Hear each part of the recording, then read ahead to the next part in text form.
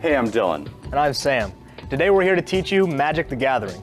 Magic the Gathering is the world's premier trading card game, and this is video 1 in a series of videos intended to introduce you to the game and get you started playing. So let's get started. Magic is a trading card game. It's a strategy game where you and other players take part in duels using deadly creatures, dangerous sorceries, weapons, and lots more. The world within Magic, it's called the multiverse, and you are a planeswalker within this multiverse. A planeswalker is a being of supreme power, able to travel or walk between different worlds, called planes. Planeswalker. In these travels, you're going to run into other planeswalkers and battle for supremacy. Some of these worlds are going to be like the world you know, but most are radically different. Along the way, you're also going to learn things like how to cast spells. That's right, and these spells come in lots of different varieties, summoning deadly creatures from these far-off lands, or commanding the very forces of nature. And everything you've learned along the way, it's represented in the game by cards like these. These cards are what you're going to take into battle against other players. Just like in other games, you use pieces, in this case cards, to match wits with your opponents. But unlike most other games, the pieces you use, that is, the cards you're going to play with, are completely up to you, and the combinations are endless. I really can't think of any other game that offers so much customization. Me either. And out of all the thousands and thousands of cards out there, you get to choose the ones that you want to play with, and your friends do the same. It's like you're the game designer. No scripts, no limits, no rules. No scripts, no limits, and okay, we've got a few rules, but we're going to go over those later. The quickest and easiest way to get cards is to just head to a game store and see what's available.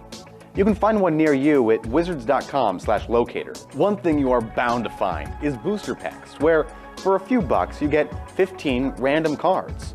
I picked up one just yesterday and pulled some really powerful stuff, like a Sarah Angel. Oh man, that card is perfect for my deck. You want to trade? Here, I'll give you Shivan Dragon for it. Oh yeah, sure. I could really use that.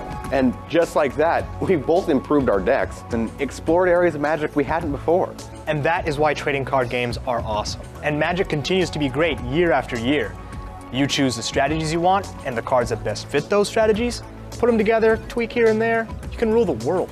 And we're going to cover all the bases, get you started playing and building your own decks in no time. So check us out in part 2, the 5 colors of mana. Until then, welcome to the multiverse.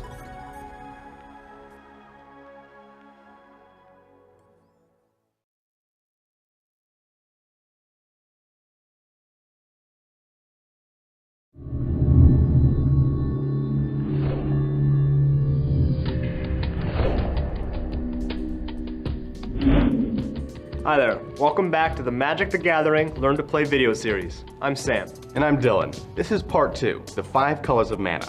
In this video, we're going to learn about mana, what it is, what it's used for, and the 5 different colors of mana. Now, as we learned in part 1, Magic's all about dueling your opponent by casting spells. And the goal of Magic is to reduce your opponent's life total to 0 while making sure he or she doesn't do the same to you. Players begin the game at 20 life. To start reducing your opponent's life, you're going to need to know how to cast spells. Some of these spells might summon fearsome creatures to fight for you.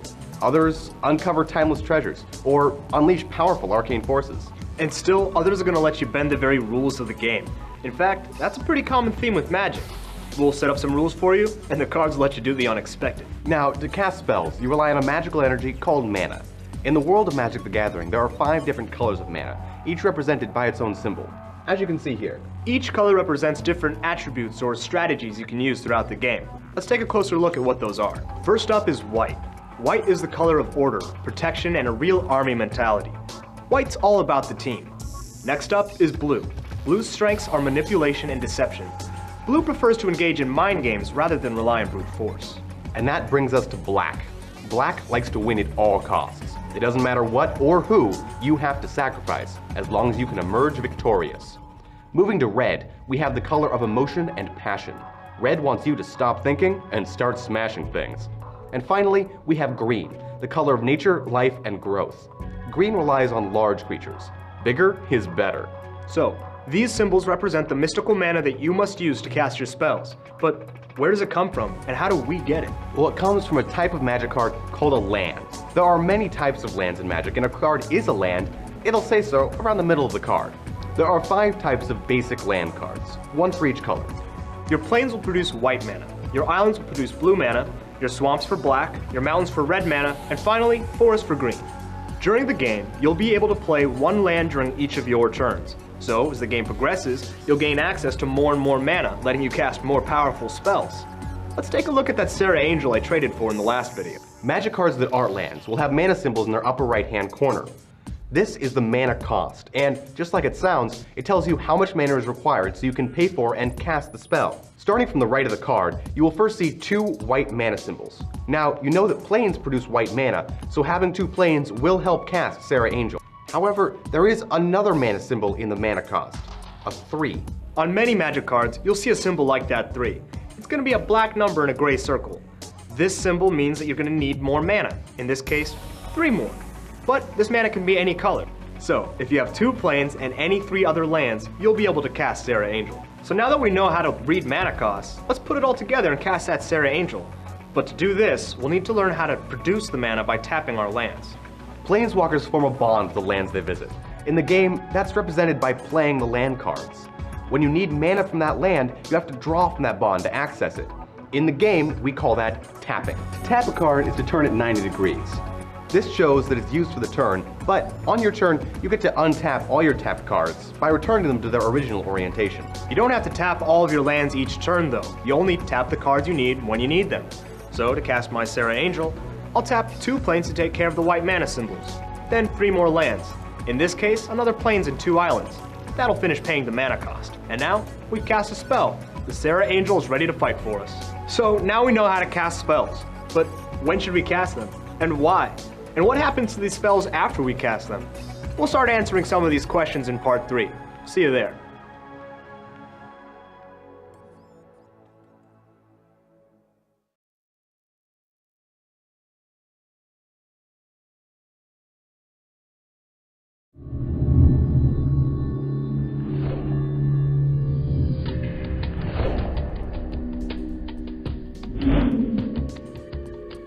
Hey, I'm Dylan. I'm Sam. Welcome back to the Magic the Gathering Learn to Play video series. We're up to part 3. This is game zones and parts of the card. In the last video, we talked about tapping lands, producing mana, and casting spells. But we didn't really talk about how a game of Magic is laid out. If you've ever played a board game, you know that the board typically sits between all the players, and the positioning of the pieces or the cards on the board can mean different things. That's right, but in Magic there is no board. The cards can still mean different things depending on where they are. And the areas in which cards can be found throughout a game are called zones. There are 4 primary zones in Magic. There's the library, the hand, the battlefield, and the graveyard. When you begin a game of Magic, you shuffle your deck, set it down, becomes your library. Your library is a catalog of your adventures as a planeswalker. The lands you visited, the creatures you've encountered, all the spells you've learned, it's there. When you start a game, you draw 7 cards. To draw a card, you take the first card off your library and put it into your hand. Your hand are the cards you have access to right now. The battlefield takes up most of the area between the players, so that's why your library sits off to the side. Most Magic cards will end up on the battlefield, but cards you control generally stay on your side, while cards your opponent control stay on his or her side. The battlefield's where all the action takes place. It's also where creatures engage in combat. When creatures die, they go to the graveyard. Graveyard functions much like a discard pile. Most players keep their graveyard next to their library, like this. Cards can go to the graveyard for other reasons too, which we'll talk about more when we discuss card types in the next video. Now, let's look at the different parts of a Magic card. And to do that, we'll need a card to look at. Here's Child of Night. The card's name is in the upper left corner. There are over 10,000 unique cards in Magic, and that number is growing all the time. Slide over to the upper right, and there's the mana cost, which we know all about now. The artwork on the card has no effect on the game, but Magic has some incredible art by some very talented people. Now, check out below the art. That's called the type line, where you see what type of card it is, like land, or in this case, creature. Over to the right is the expansion symbol. This symbol tells you what set the card came from. The color of the symbol tells the card's rarity. Child of Night's expansion symbol is black, telling you it is a common card. A silver expansion symbol, like you see here on Air Elemental, means an uncommon card. Rare cards like Shivan Dragon have gold expansion symbols. And here's the top of the ladder, the mythic rare card. The fiery red expansion symbol tells you the card is exciting and very powerful. I mean, Bogardan Hellkite? That is no joke. You got that right. Now, looking again at Child of Night, let's check out that text box. The abilities of the card appear in normal type. Most abilities tell you exactly what they do, but some abilities, however, are summarized by a single keyword. For example, lifelink is a keyword. Keywords are often followed by italicized reminder text that'll explain more about them. Once you know what a keyword means, you'll be able to tell what a card does just by looking at the keyword. On the bottom of some cards, you'll find some flavor text. Flavor text has no impact on the game, but it gives you some insights into the characters and worlds of Magic. Toward the bottom right of creature cards, you'll find a box with two numbers.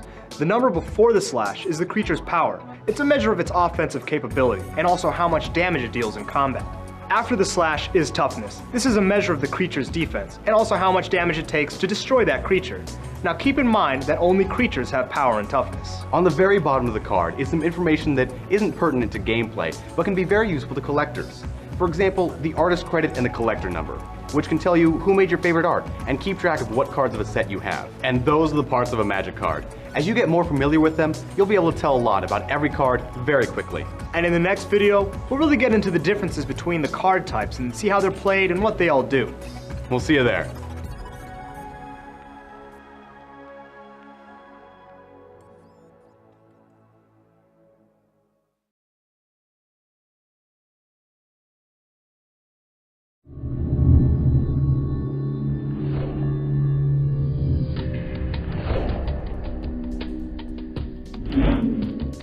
Hey, I'm Dylan. And I'm Sam. And we're here in part 4 of our Magic the Gathering Learn to Play video series. In this video, we're going to learn about card types. Magic cards are grouped into types based on what they do. They tell you when a card can be played, but also what happens after a card is played. Remember, a card's type can be found roughly in the middle of the card, on the type line. So, to see the different card types in action, let's see some cards in play. The first type of card is one you may have seen before, lands. Lands are the building blocks for everything you do as a planeswalker. If you haven't already, make sure to check out our second video, The 5 Colors of Mana. In that video, we show you everything you need to know about lands. All of these cards, including the lands, are permanents, meaning they stay on the battlefield. Cards that become permanents can only be played on your turn. The next card type is creatures, an important part of most Magic strategies. Creatures range from the noblest of heroes to the most horrific monstrosities. Basically, there are a variety of beings that we command to do battle against our opponents. My Warpath Ghoul and Dylan's Runeclaw Bear are creatures. Let's take a closer look. On the type line, you'll notice not only that Warpath Ghoul is a creature, but also what kind of creature it is. It's a zombie. The most important thing about creatures is that they attack and block for you in combat. The power, found before the slash, tells how much damage a creature deals. Its toughness, found after the slash, tells you how much damage is required to destroy it. Our next card type is Artifact. Artifacts are magical treasures and items you can use in your duel. Artifacts don't usually require any specific color of mana to cast. Let's check out Rod of Ruin. As you can see, you can tap any 4 lands to cast Rod of Ruin. Artifacts have abilities that tell you what they do. The first part of this ability is a cost. This can be mana you have to pay or other instructions you have to follow. See that arrow symbol in the cost? That's the tap symbol, and it means you have to tap the card it's on to activate the ability. Let's see that in action. To activate Rod of Ruin's ability, I pay 3 mana by tapping 3 lands like this. I also have to tap Rod of Ruin itself. Now I've paid to activate the ability, so I get its effects, or the instructions found after the colon. In this case, I can deal 1 damage to a creature or player. Take that, Sam. Even though I have enough lands to pay 3 mana again, the Rod of Ruin is already tapped, so I have to wait until it untaps to activate the ability again. There's also a special type of artifact called equipment. Equipment can be attached to creatures to give them bonuses. They enter the battlefield like any other artifact, but you can pay its equip cost to attach it to a creature once it's on the battlefield. Looks like Dylan's already gotten equipment out, so let's see how it works. Like Sam said, I cast Trusty Machete and equipment, and it's now on the battlefield. My Elite Vanguard would love to have that, so I'll pay the equip cost of 2 mana, tapping 2 lands, and equip the Trusty Machete, like this. Trusty Machete gives the equipped creature +2/+1, adding to its power and toughness. Now, the Elite Vanguard is no longer 2/1. He's a 4/2 machete-wielding wrecking machine. Sweet, right? Equipment can really take creatures to the next level. Our next card type is enchantment. Enchantments are a lot like artifacts in that they stay on the battlefield and affect the game in crazy fun ways. Unlike artifacts though, most enchantments do require a specific color of mana to cast. I already have an enchantment on the battlefield. It's called Levitation. take a look. Levitation gives all of my creatures flying. With this ability, there's no cost to pay, so the ability's just on, as long as levitation remains on the battlefield. You can learn more about flying and other keyword abilities by going to wizards.com/magic/rules. Now, we just showed you a special kind of artifact called an equipment. Let's show you a special kind of enchantment called an aura. So here we have Oakenform. Its first ability tells you what the aura must target when you cast it. In this case, a creature. Its other abilities tell you the bonus the aura provides. Let's see that in action. I will cast that Oakenform by tapping a forest and 2 other lands. And I'll choose my Runeclaw Bear as the target.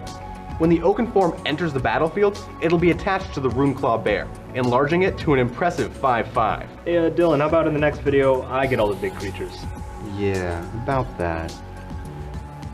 Well, the final type of permanent is the Planeswalker. At this moment, I can hear you saying, hey, I thought you said we were Planeswalkers. Well, we did say that, but you can't visit all the worlds of the multiverse alone. You need backup in the form of these very powerful cards. In fact, they're so powerful, we dedicated an entire video to them. To see it, go make a search for a Planeswalker's Primer for Conflux, Planeswalkers. The final 2 card types aren't permanents at all. They represent magical incantations or acts of wizardry. The first is called a sorcery. Like the permanents we've seen, sorceries can only be cast on your turn. When you cast a sorcery, its effect happens. That is, you follow the instructions on the card. Then it goes to the graveyard. To demonstrate, I'll cast Rampant Growth by tapping 2 of my remaining forests. Rampant Growth says for me to search my library for a basic land card and put that card onto the battlefield tapped. So I will search for Forest, put it onto the battlefield tapped, as it says, then shuffle my library. And just like that, we've cast a sorcery. The final card type we'll be talking about is the instant. Like sorceries, instants have their effect and then go to the graveyard. But unlike sorceries, you can cast an instant whenever you want. That's right. You can cast them on your turn, cast them on your opponent's turn, even cast them in response to another spell. Check this out. So I've decided that Elite Vanguard is getting a little annoying, and I have an instant called Lightning Bolt, which deals 3 damage to a creature or player. And even though it's Dylan's turn, I'm gonna cast that now. I don't think I like where this is going. I'll tap a mountain to pay the mana cost, and aim the Lightning Bolt at the Elite Vanguard. Problem solved. Ah, but I have a response. Wait, what? I have a response. When players cast spells, like Sam's Lightning Bolt just now, all players have the opportunity to respond by casting instants or activating abilities of their own. In this case, Sam, I'm going to respond to your Lightning Bolt by casting Giant Growth on my Elite Vanguard. The response, my Giant Growth, has its effect first. Giant Growth gives my creature +3/+3 until the end of the turn, so my 4/2 Elite Vanguard, remember, he still has that trusty machete, becomes 7/5. My Lightning Bolt will still have its effect, dealing 3 damage to the Elite Vanguard. But now that its toughness is greater than that, my Lightning Bolt won't even kill it. And a timely bit of spellcasting saves the day. It really is one of the things that makes Magic so great. Moves, counter moves, foiling your opponent's strategy at the last possible moment. Yeah, well, we're about out of time, and I gotta go revise my plans for future games with this guy. See you next time.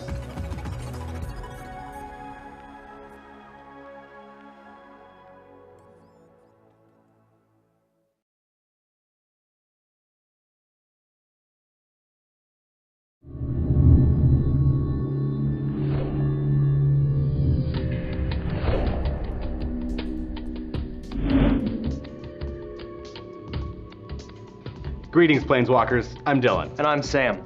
This is part 5 in our Magic the Gathering Learn to Play video series. And this time, we'll be looking at all the parts of a Magic turn. A Magic turn follows a structure, but once you get the hang of it, it becomes second nature. And then, you can focus on all the strategic ways to destroy your opponent. Yeah, we're gonna jump right into our game in progress in a minute, but first, let's take a quick look at the different parts of a Magic turn. To do that, let's check out the chart. As you can see, a Magic turn is divided into 5 phases. The beginning phase, the first main phase, the combat phase, the second main phase, and the ending phase. Some of these phases are broken down into steps. Different things happen during each phase, and you can play certain types of cards depending on where in the turn you are. We'll kick things off with the beginning phase. To demonstrate how a turn works, let's take a look at our game. Right now, it's the start of my turn. The beginning phase has 3 steps. First, I will untap all my tapped permanents, so they're ready to use this turn. Only the player whose turn it is untaps their permanents. Sam will have to wait for his turn. When that's done, we will move to the upkeep. The upkeep step is mentioned on some cards. If something is supposed to happen during this step, the card will say, at the beginning of your upkeep, followed by whatever's supposed to happen. For example, if a Cunning Lethomancer is on the battlefield on my side, each player would have to discard a card at the beginning of my upkeep. This brings us to the draw step, where I draw my card for the turn. That concludes the beginning phase, and we move on to the first main phase. There are two main phases in a turn, one before combat and one after. It's my turn, so I can play a land during either of my main phases, but only one land per turn. I'll go ahead and play a forest now, so I have access to that mana should I need it during combat. It's a good plan. I can also play other spells during my main phase. I think I'll cast a creature now, this Crawl Worm, tapping 2 forests and 4 other lands. It's not my turn, so I can only play instants or activate abilities right now. That's all I want to do in my first main phase, so let's go to combat. This is my favorite phase. It's got armies fighting, creatures dying, surprise spells just in the nick of time. Combat's got it all.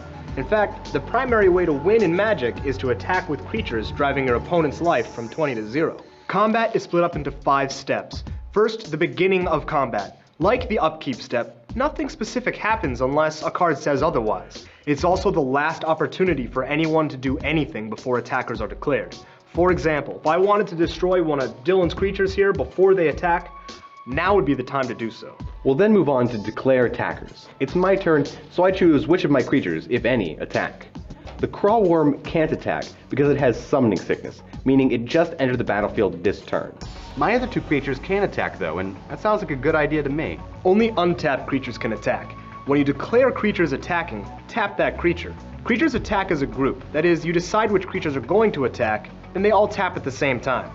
Now, let's move on to the third step in combat. Declare blockers. Dylan can't attack my creatures directly, he just declares that they're attacking. And because I'm the defending player, I get to choose if and how my creatures block. Now, only an untapped creature can block, but blocking doesn't tap a creature like attacking does. Any of my attacking creatures that are unblocked will deal their combat damage directly to Sam, bringing me closer to victory. My Canyon Minotaur would love to snack on that Elite Vanguard, so it's gonna block there. All players can cast instants or activate abilities during most steps, and that's about to come in very handy. I will cast Giant Growth, targeting my Elite Vanguard. I've seen this before.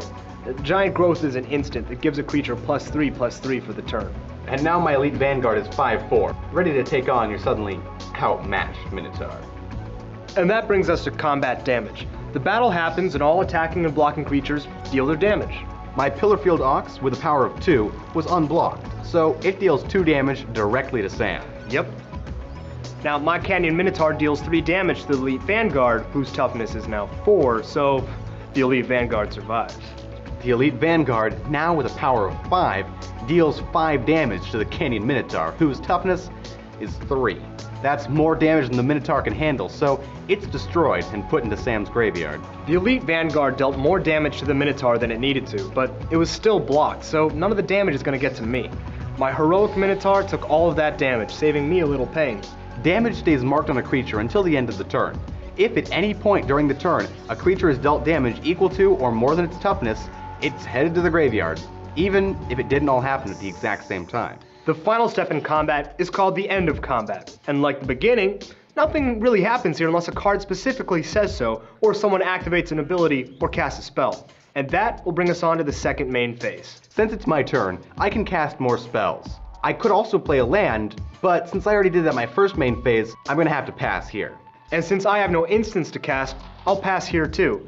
And that'll bring us on to the ending phase. The ending phase has a couple of steps. The first is called the end step. And this is another one of those steps that something might not always happen, but cards can say otherwise, and this is also the last chance that either player has to cast an instant or activate an ability. To finish up the turn, we now go through the cleanup step. First, because it's my turn, I check to see if I have more than 7 cards in my hand. If I do, then I need to choose and discard cards until I only have 7. Now, only Dylan has to do this because it's his turn. Right now, I can have more than 7 cards in my hand. Not a problem. Then, 2 things are going to happen at the same time.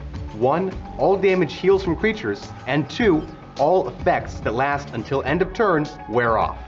So, let's take a second look at that Elite Vanguard. It's still a 5/4 creature, thanks to that Giant Growth, that was dealt 3 damage during combat. It'll go back to its normal size of 2/1, and all damage will be removed. and the turn is ready to pass. It's now Sam's turn, and we start again with his untap step. So I'll untap all my tapped permanents, just my lands in this case, and the game will continue. The creatures I tapped last turn to attack won't be able to block for me this turn, so knowing when to attack and when to hold back can be key. And that's a complete turn. This cycle repeats until one of us sees his victory. Yeah, he means me. Right. Now remember, if you have any other questions or need some more examples, just go to magicthegathering.com. And that's it. We've got one more video to go where we're going to talk about building your own decks and getting connected with the Magic community around you. See you there.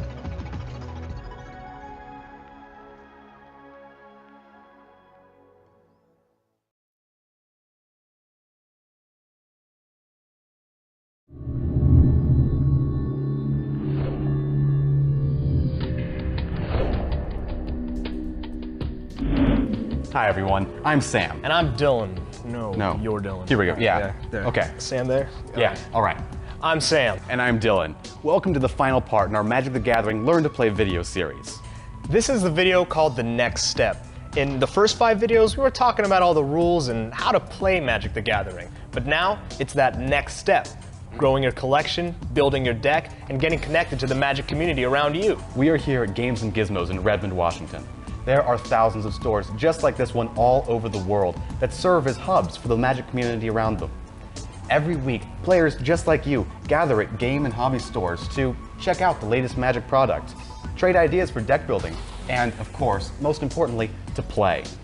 Now, to get started, you're gonna need some cards. And there are plenty of Magic products out there. I mean, look at all this stuff. Let's check out some of the products you're likely to find at your local store. These are intro packs. Perfect for the beginning player, these are ready-to-play decks based on a single theme. Each Magic set has several different intro packs. Not only do you get the deck itself, but you also get a helpful guide on the deck's main strategies. Now, building your first deck can be really exciting, and many players get their inspiration from starting with an intro pack. Well, just look at this thing. Here's the deck you get, featuring a special foil card. And inside each intro pack is a booster pack. When you're ready to expand your collection, open up new deck possibilities, and explore deeper into the world of Magic, you gotta check out booster packs. They're the most popular Magic product, and they're how most players get new cards. Opening a booster pack can be really exciting. Let's check one out.